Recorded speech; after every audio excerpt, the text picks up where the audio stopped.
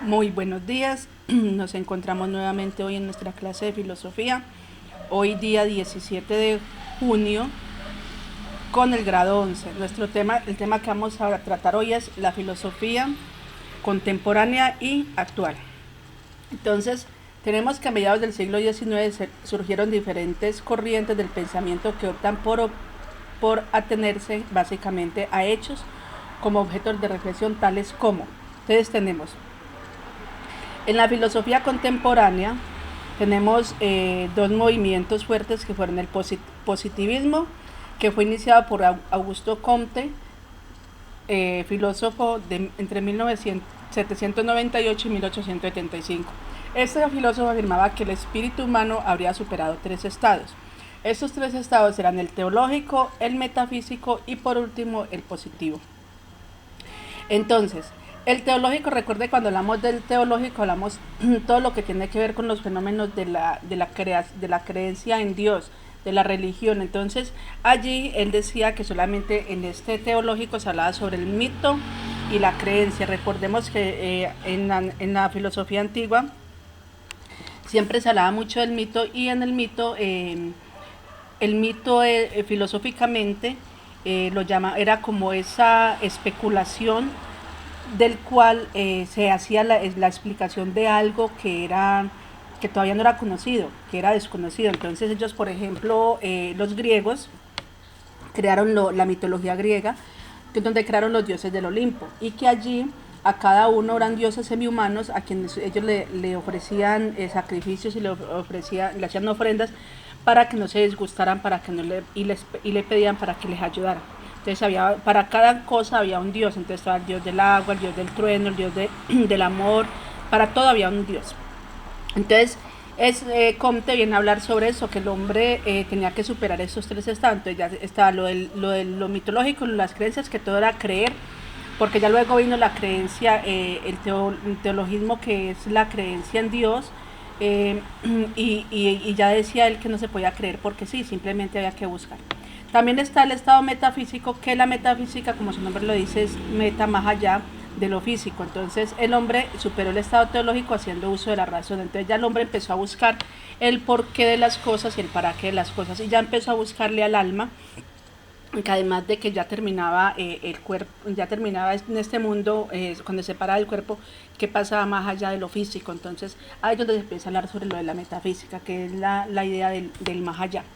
Y él habla por último, el estado más perfecto. Según él, el estado más perfecto es el positivo o real, que supera los dos anteriores. Entonces el positivismo es el progreso de las ciencias que supera la explicación metafísica, y viene el estadio positivo, en el que la humanidad alcanza la madurez del pensamiento.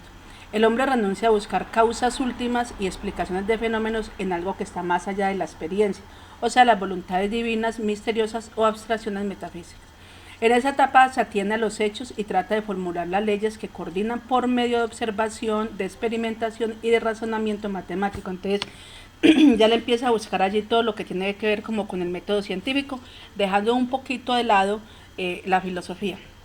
Recordemos que el método científico siempre habla sobre lo de la observación, experimentación, razonamiento y conclusión, y ya la teoría. Entonces este conocimiento de las leyes naturales se dirige a la previsión de los acontecimientos futuros y con ello al dominio de la naturaleza.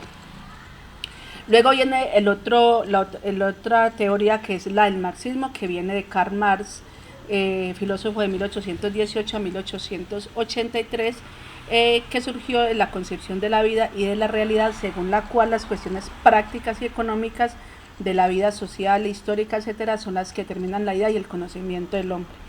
Este filósofo empieza a hablar o a cuestionar a cuestionar y a modificar el orden social. Él habla más de la importancia de la sociedad que del capitalismo. Entonces él quiere y él lucha y él dice y pelea porque se trabaje en el orden social.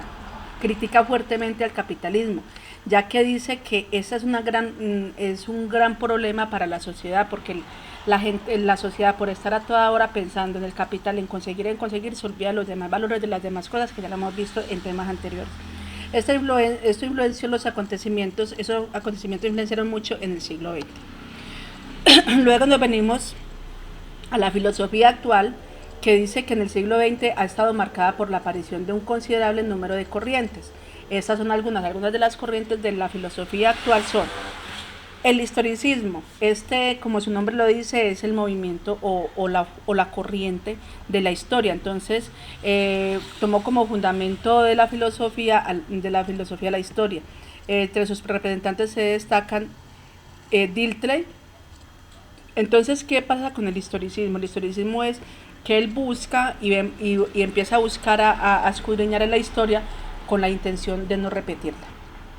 Bueno, luego viene la fenomenología, que es la corriente más influyente de la actualidad.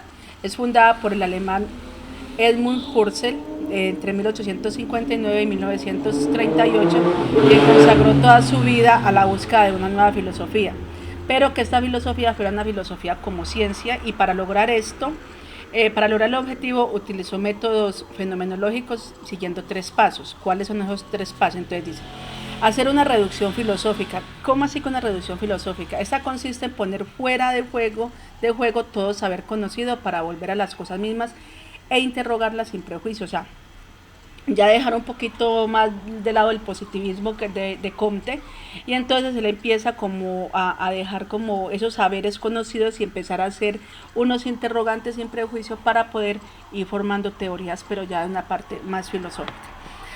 Otro de los aspectos es, dice, atenernos a los fenómenos, pues ellos son vivencias intencionales.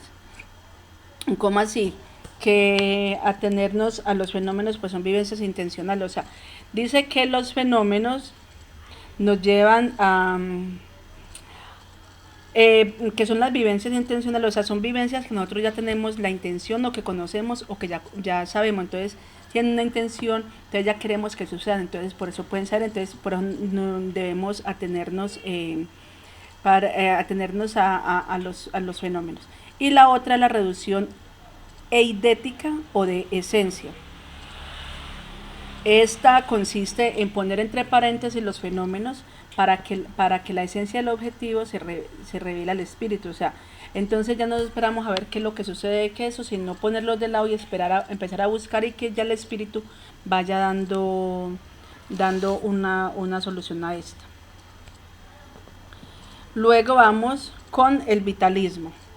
El vitalismo considera que el fundamento de la filosofía es la vida misma del hombre, como su nombre lo dice, vitalismo, vida. Y entre sus representantes cabe destacar el alemán Nietzsche, a francés Henry Bergson, y al español José Ortega y Gasset. Entonces, el vitalismo considera el fundamento de la filosofía, que es la vida misma del hombre, o sea, la vitalidad, la vida, es importante allí. El existencialismo, como su nombre lo dice, habla sobre la existencia. Entonces él propone dedicarse a estudiar más la existencia humana, que es lo que realmente es el objeto de la filosofía. Aquí los representantes son más destacados, son los alemanes Karl Popper y Martin Heidegger, y el francés Gabriel Marcel y Jean-Paul Sartre. Bueno, chicos, con esto hemos terminado lo de la filosofía contemporánea.